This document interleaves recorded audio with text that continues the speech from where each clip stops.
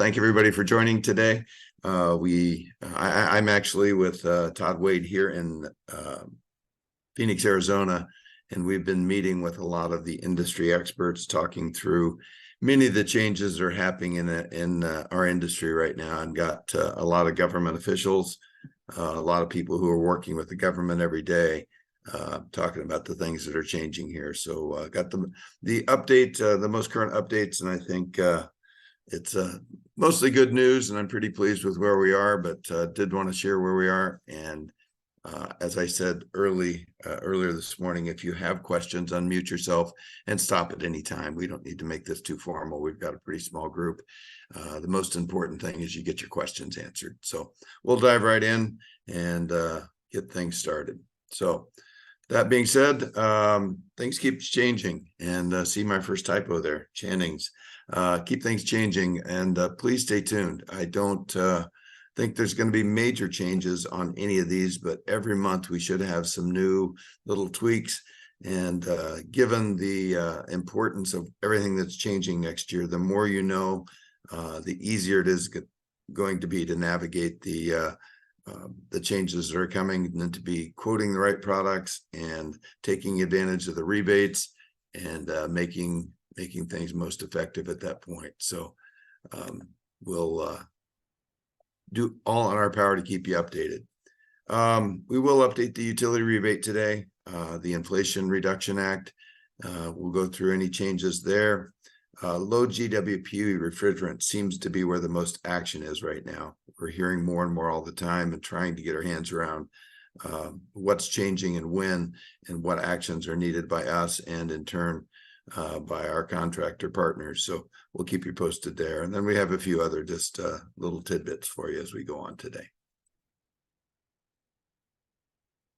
So we talked last month about big change equals big opportunity. There is going to continue to be big change. We had a huge 2022. 2023 isn't going to end up much off of that as far as the number of condensers that homeowners buy. It's going to be just a little above flat is the way it looks like it's coming out for the nationwide. In Iowa and with Republic, we're seeing more than that. We think Iowa is a little recession proof. Illinois seems a little more flat than Iowa, and same in Wisconsin, but there still is plenty of good business out there. I think everyone understands the new SEER 2 versus HPSF 2, certainly complex and made things a little tougher, but we're most of the way through that. We still have some of the older product, but should be getting easier all the time. We're continuing to see rebates from the utilities and tax credits and things that have just made the market different. Not necessarily better or worse, but different. And those are federal, state, utility manufacturers. And we understand that all those things make your life more difficult and more complicated. When you're sitting at the kitchen table with a homeowner, just explaining some of these things can be very difficult. So we want to do all in our power to help you understand them and make it easier to explain. The new A2Ls are coming. We'll be bringing out the new products next year, as will all manufacturers.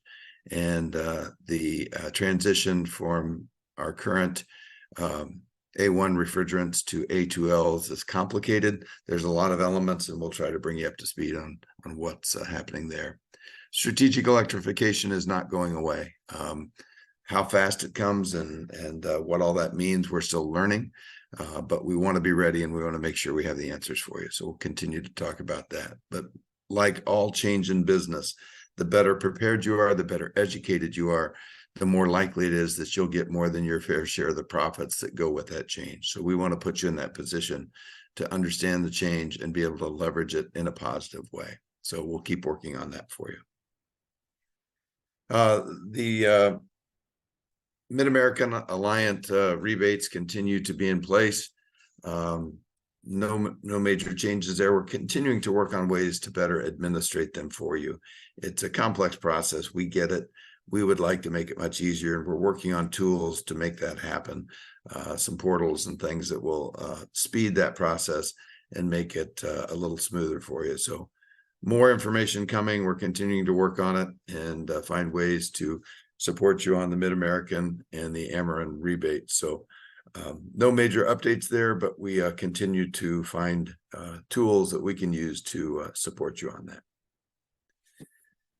Diving into the Inflation Reduction Act. Again, this was passed about a little over a year ago, and it continues to be rolled out in different ways at different speeds. So we want to talk through it and talk about the ones that most apply to residential HVAC contracting, and that is the high efficiency electric home rebate, or what we called here quite often HEER, the 25C tax credit, and then the homes rebate. We'll go through each of those a little bit and make sure that you understand how they fit and where they might be important to your business.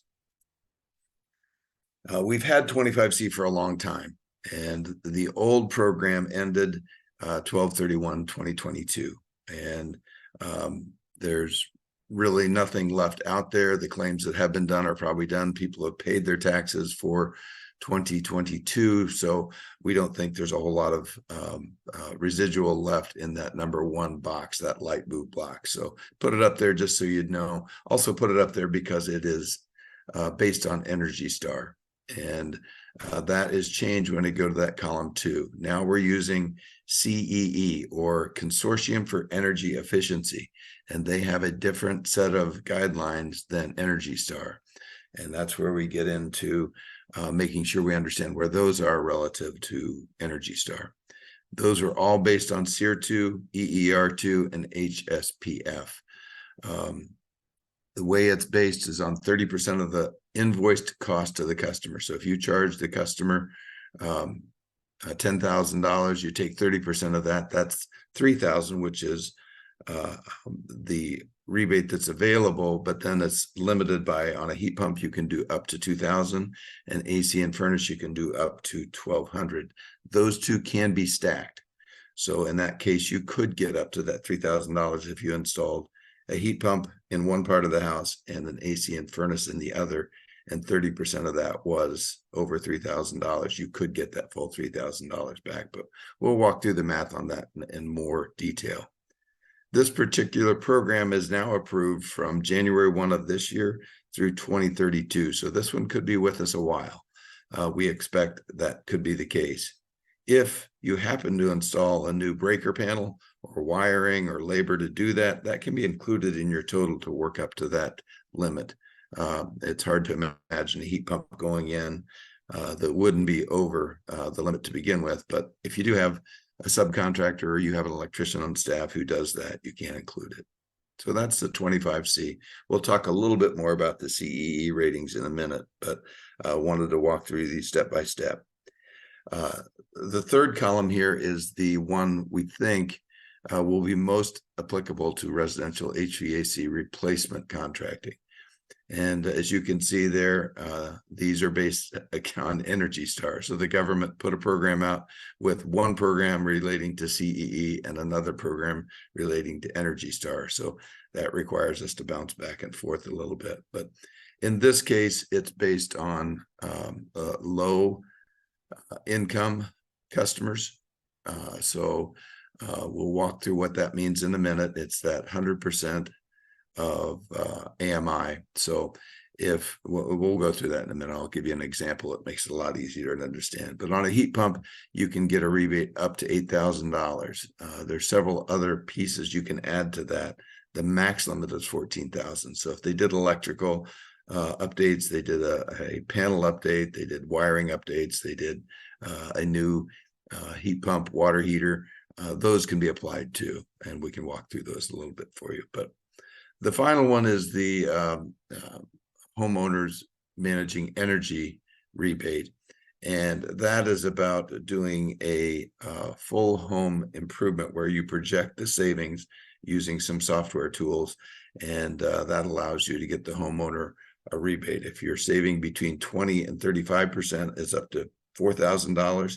If you're saving between or over 35% energy for that home, it's up to an $8,000 rebate.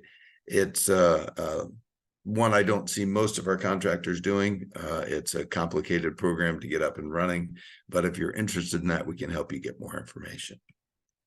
So going back to column 3, in Rock Island, Illinois, the median income is $50,965, and you can go online and find that for your community. Just look for average median income by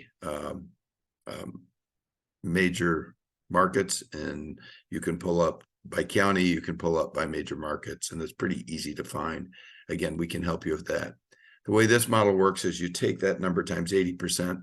If your income in Rock Island, Illinois is under that $40,000 number, then, or $40,772, then you will be able to earn 100% $8,000 on your heat pump purchase.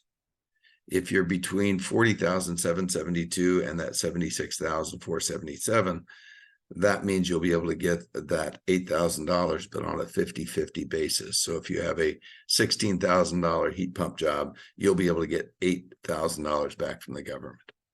It's our understanding right now that Iowa has decided not to participate in this program. Illinois has decided, and you will see that on this page that as of today, the Illinois EPA website has applied for this, but they have not been processed and don't know how the process is going to work exactly. We expect that to happen in the next 6 months sometime, but we don't have exact details of when. So we'll keep watching this website, and as soon as that's available, we'll let you know more, because there will be a website. We're being told that you'll be able to go and determine what type of rebate a homeowner will be able to get based on their income, so you won't have to ask them about their income. We're told that you'll be able to get a coupon from the state of Illinois or the state of Wisconsin to get your money back from them, so the homeowner can get their discount at time of purchase. But how they're going to pay you and what that's going to look like, we don't know, which increases the risk of the program. We understand that. So we want to make sure we go in with eyes wide open and tell you everything we can about how it's going to work, so you can plan accordingly to know how to manage the program.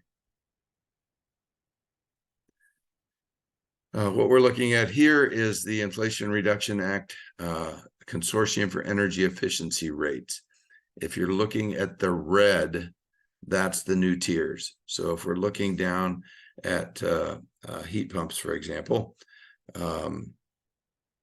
down here, just standard heat pumps, we require a 15.2 SEER 2 rating on the heat pump, a 10 EER, and an 8.1 HSPF. The COP is certainly important, but we found with these ratings, the COP is not much of an issue. We have several products that rate at this level, and we will have several products that rate, or system matches that rate at this level when you get to the new A2Ls as well. In fact, the new A2L products will have more and be a more robust offering for you. So we'll get those out there. But you can see the green and the red don't always match. The green and the red quite often, and the red being IRA CEE standards and the green being Energy Star, they do vary in some occasions. The other thing I want to point out here is that the furnaces are also available for that tax credit, and it's based on 97% efficiency. We have products, obviously the modulating furnaces now meet that 97. Later this spring, we're coming out with a new 2-stage furnace that will be very cost competitive, which also gets that 97. And the rebates on the tax credits on furnaces, if you meet that 97, will be $600. So matching a $600 tax credit with a $2,000 heat pump credit gets that homeowner up to $2,600 off of their system, which is something that certainly adds to the job and gives you a more competitive position. All right, how do you do it? What's it look like when you're trying to take advantage of the tax credit program? Now, the following pages are going through some tax forms. I am not a tax expert, and this is the small print, as it were. Don't take this as tax guidance. It's trying to help you understand how the program works. We strongly recommend you continue to tell your homeowners to get tax professionals to help them with their rebate and on their tax credit on the program. But we do want you to understand how the math works, so it's easier for you to present to the homeowner. So what you're looking at here is this 5695 form, and that is the energy credit form on your taxes. So I'm specifically looking at this section up here in the 25, 22, 23, 24, 25. So the central air conditioners is $600 possible tax credit. Water heaters, if you meet the efficiency level, $600. Natural gas or propane or oil furnaces, again, if you meet that efficiency levels, up to $600. You add all those up and do the 30% off of the total for the invoice. So you take the invoice for your customer, they're able to multiply that by 30%, and you can't enter more than $600 for those. So you can get a $600 credit for that furnace if they did a furnace and heat pump.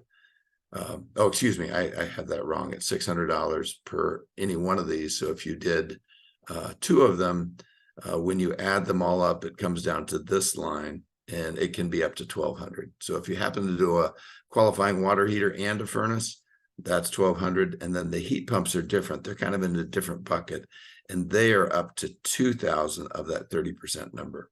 So you could theoretically have a water heater, a furnace, a heat pump, and get that $3,200 number, because you can use both of those together. So all that adds up and then goes to a different form. That different form is the Schedule 3 form off of your additional credits and tax payment. You enter that form here, add them all up and total here, and then this number goes up. So that $3,200 number, or $2,000 or $2,600, whatever number we came up with on the 5695 form, would end up as part of your credit in here, which then goes to your 1040 form.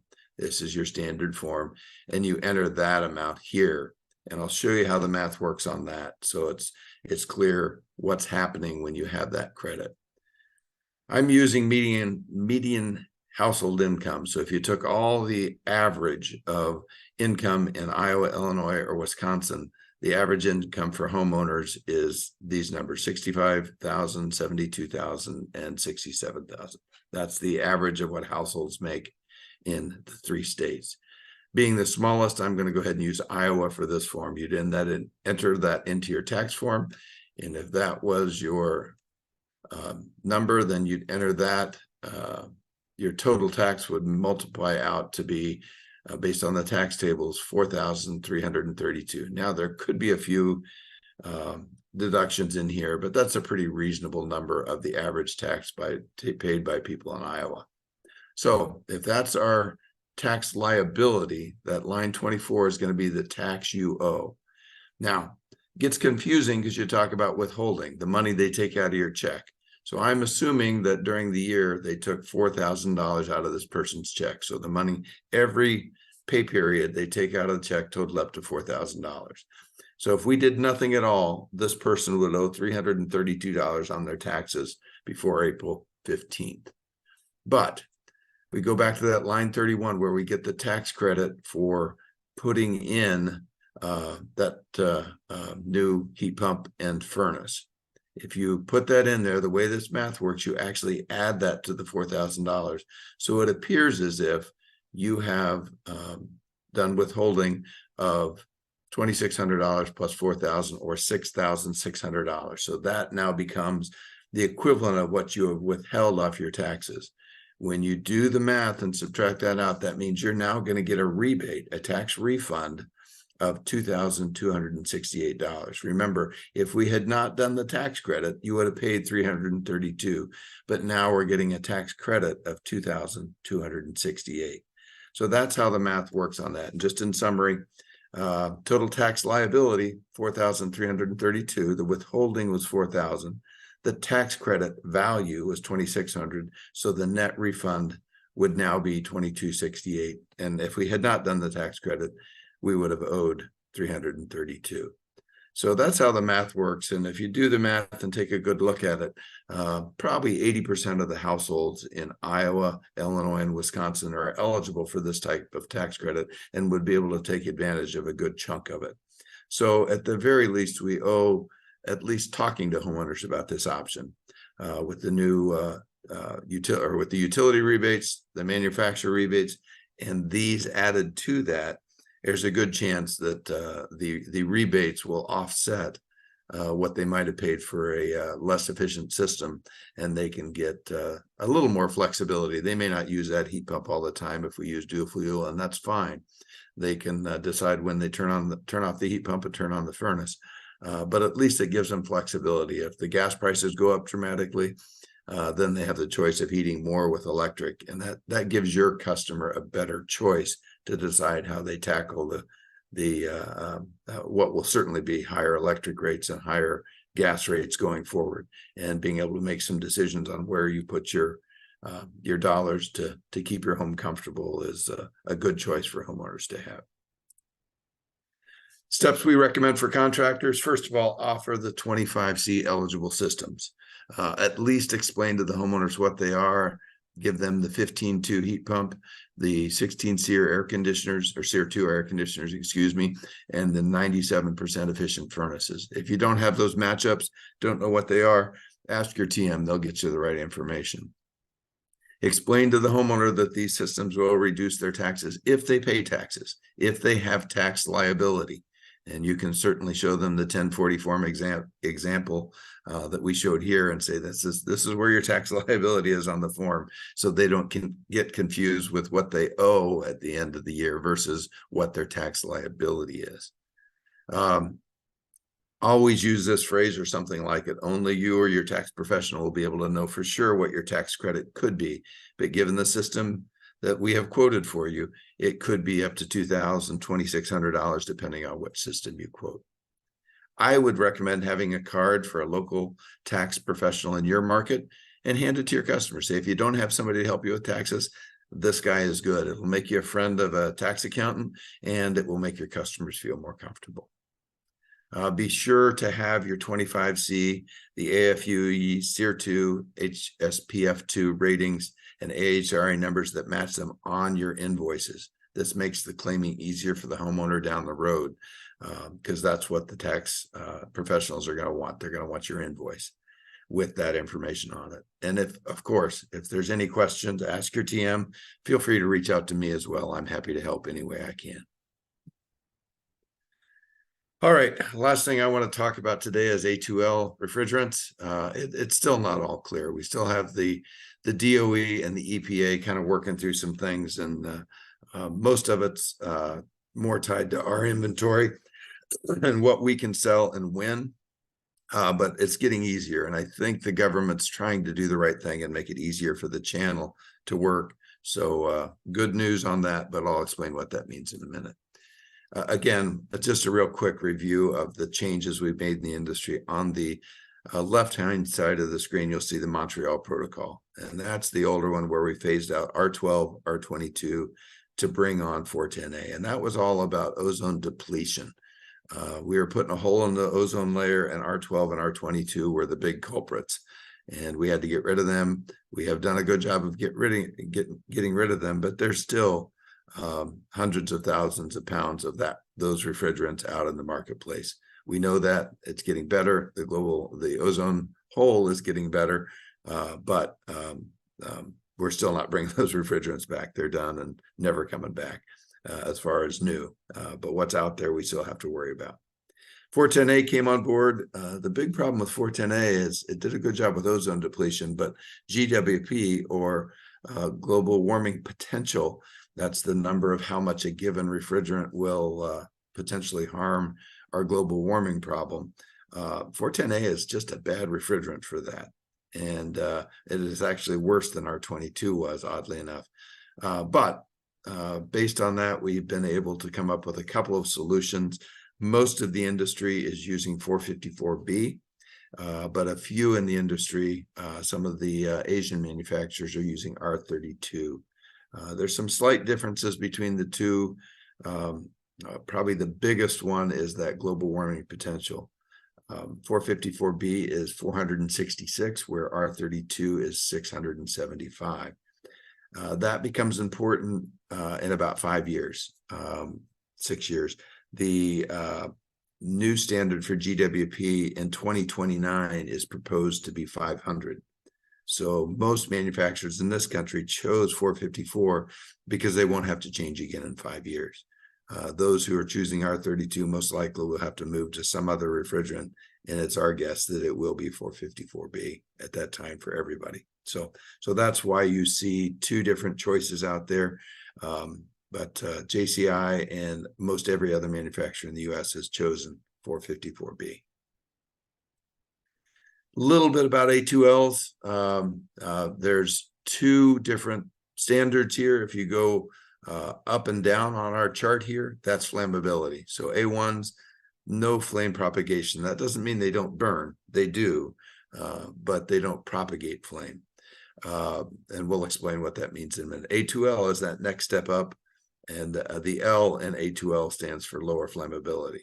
If you're going to the right on that sheet, you're looking at higher toxicity. So an example of a A1 is 410A, and a B1 is ammonia. So that's where the toxicity comes in. So we've been able to keep it non-toxic and low flammable with our next choice of 454B and R32. So good choices for our step forward. Now, with regard to flammability, here's the test they do. They get this beaker that you might remember from chemistry class in high school.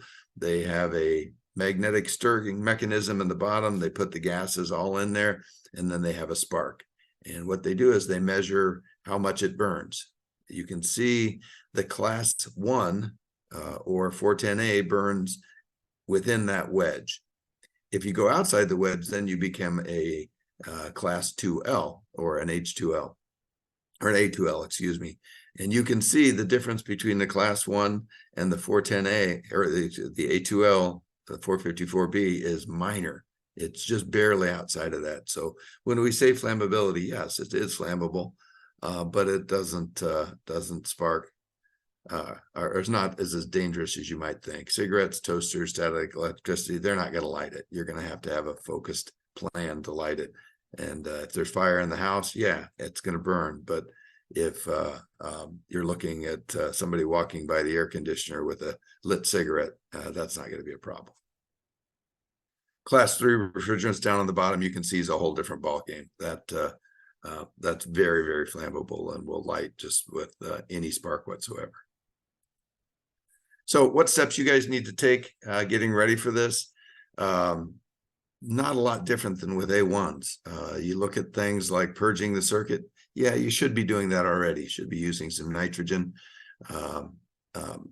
Best practice, I know some of you don't, but it's going to be required. You need to build that in with the new system. You're not going to get the performance or safety you want. Evacuating, required with the new system because of the nature of the gas. Brazing doesn't change. Making changes doesn't, making repairs with purging with the nitrogen doesn't change. Leak pressure test requirement with this system. Need to make sure we're going through and testing. Don't want to take a chance on letting that refrigerant leak out. Evacuating and charging, exactly the same. As far as tools go, couple that are going to be pretty important to make sure you have. Recovery machines are going to be unique. Gas detectors are going to be unique. Electronic detectors are going to be unique. In the beginning, our guess is, and we're starting to see some sensors that work on both, but for right now, it's going to be a new piece. Electric hand tools, want to start thinking about non-sparking tools per the AHRI 8017 standard, and then chemical compatible fire extinguishers. Certainly, if you don't have those handy, probably a good idea to keep those around from now on. 3 parts of the AMAC I want to cover.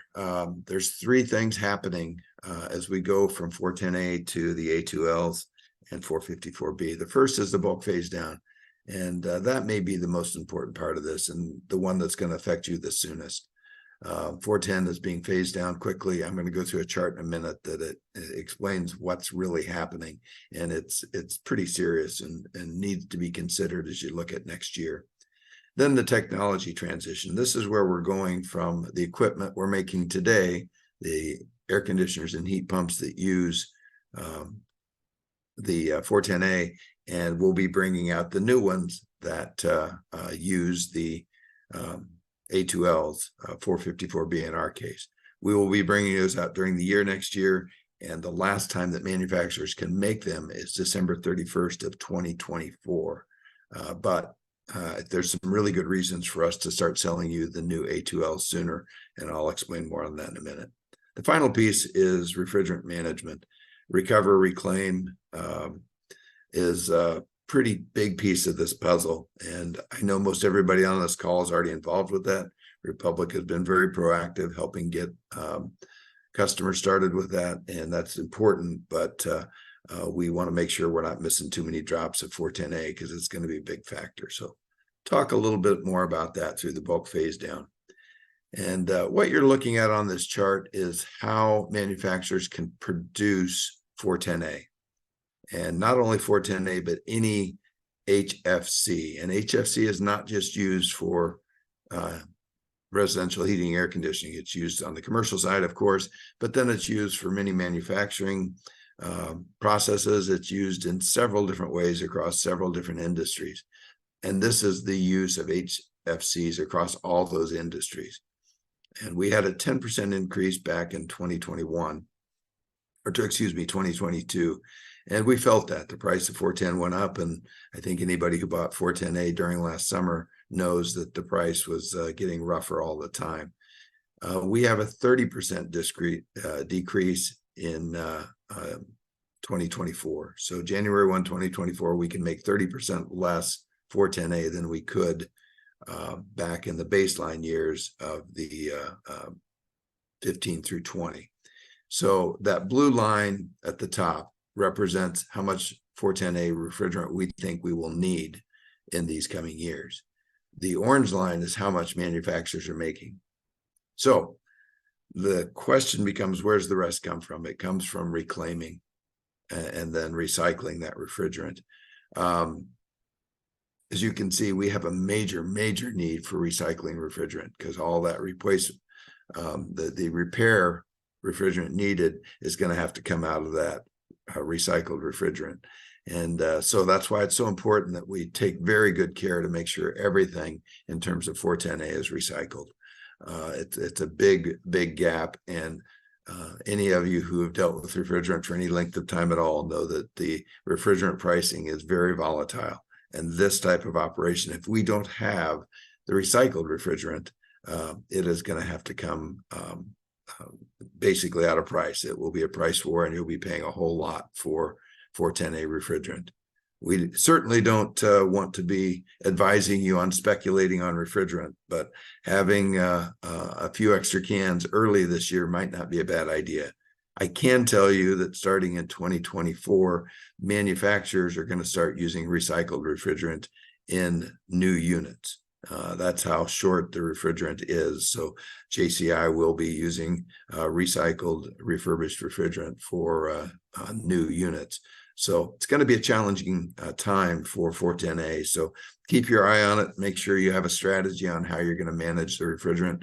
Obviously, the price will be an issue, but availability probably will be as well. Since we've been recycling so much, we think we're going to be in a good position to keep supplying it to you. But the price is going to be the price. It's going to be tough to get, and better to be thinking about it.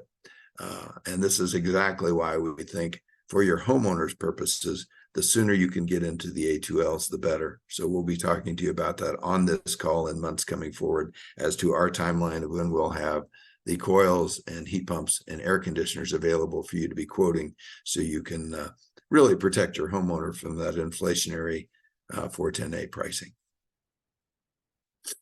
Second piece is the technology transition. Again, I told you the manufacturers can't make the product past January 1 of 2025. So we will have most of the products available before the end of next year. There'll be a few that will be manufactured in late 2024, but we may not have them in our stock for a month or two later. Right now, we believe we're going to be able to sell you products and systems through all of 2025 if they're in our inventory.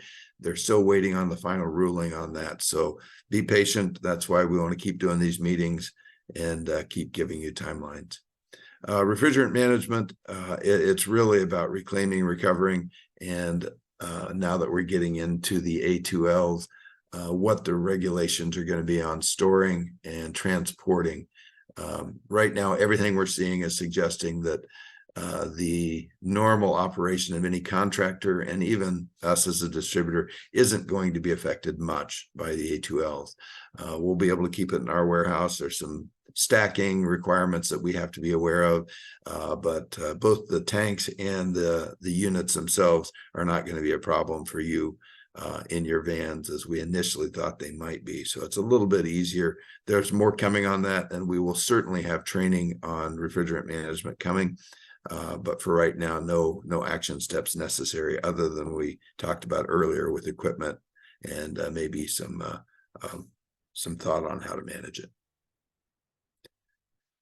There is some talk about systems versus components going forward. We will be able to sell you 410A components in an unlimited way. So an individual heat pump, an individual coil, an individual compressor. If we look at the far right of this chart, we'll be able to sell you those forever.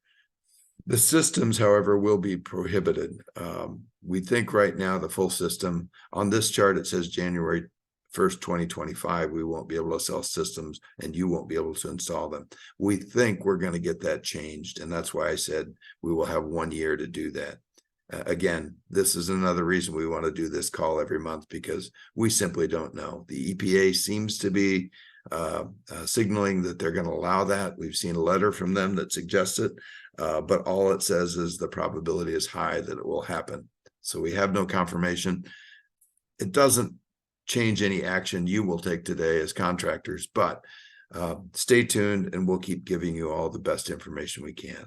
The package units on the right, we can sell those through for 3 years. So if it's a rooftop unit or a residential package unit, those aren't really a problem. We're not concerned about those, but the systems get a little more complex. So we'll keep talking about that and keep getting you information every chance we get. Some resources to make sure that your TM gets to you or you get from us. This is the 25C tax credit form to use with a homeowner to help you explain how that program works. The backside of that actually goes through the actual different components and what it means and how much credit they get. We also have some additional IRA resources. This is something your TM can give to you. We'll be sending this out electronically, all of this out electronic to you after this webinar. So you can look at those materials and make sure you understand each of those, and equally important to share with your team. So if your techs get questions, they're better educated on what those programs are. I would recommend the JCI, or excuse me, these two resources from Republic, just a review on heat pumps for homeowners to look at and understand what a heat pump does and how it does it. Also, the 25C tax credit, we have a nice video that tells that story. The other piece I would recommend is JCI has York, Luxair, and even FJ, Rachel Johnson, have a website that really walks through in video form everything you need to know about A2Ls. And it's worth looking at for anybody, but I really want to make sure that you have this available for your techs, anybody in your business who answers the phone, because homeowners are going to be asking questions. And these videos really do walk through. There's 3 or 4 videos in there. It's they're not heavy, they don't take long, but it does bring you up to speed on what really is going on with refrigerants. And knowing that 2024 is when most every manufacturer is going to have A2L products on the street. The sooner your team knows about them and can talk intelligently and answer questions for your homeowners, the better off you're going to be as a contractor. You're going to build trust and make people understand what's happened, why, and what they need to do to take action. So I'd highly recommend these websites, and we will add those to what we send out in the email after this webinar. So as we move forward, A2L products will become available likely in this order. So we're going to have coils available. As of right now, our belief is, and the manufacturer's belief is that the coils are not interchangeable. So none of the coils we have today will work with A2Ls. We will have new coils coming in the spring that will be suited for A2Ls.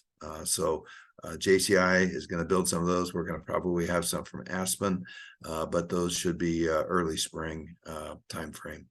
Furnaces, not related to A2Ls. Obviously, furnaces don't use refrigerants, but did want to make sure everyone knew that the 97% efficient two-stage product should be coming out in the spring. And that, again, will be eligible for that $600 tax credit. So gets you very close to the single stage price. So a homeowner could get a two-stage for the price of a single stage. And certainly we're talking about the homeowners. Heat pumps will follow. We should have some A2L heat pumps in 25C tax credit levels in the late spring. Other heat pumps and air conditioners will follow through the summer and into the fall.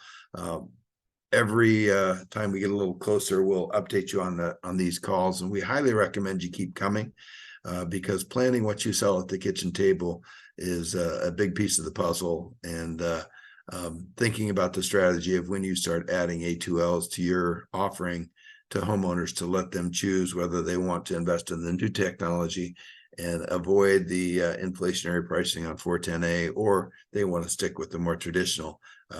Different homeowners will look at it different ways. We get that, but we want you to be able to give them the best option and explain those differences pretty clearly. That current updated available product information is crucial for you and for us, because you certainly don't want to quote something that we don't have.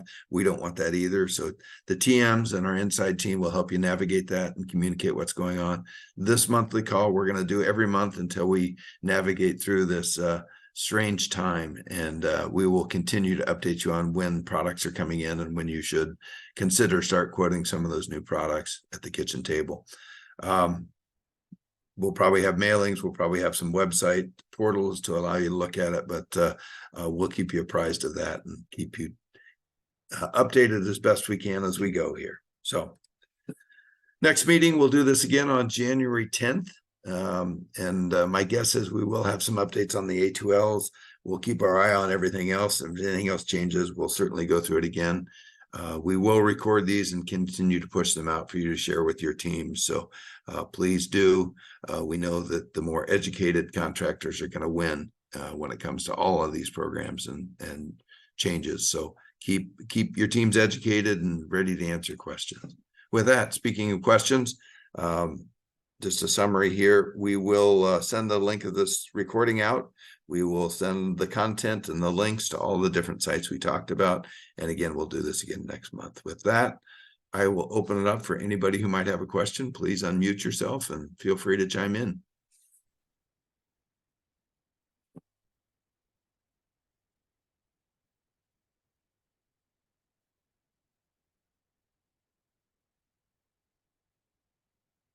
All right, sounds like I must have done a pretty good job. So if you do have questions for me personally, and you just don't want to ask on an open forum, feel free to reach out to me. It's armstronga@republicco.com.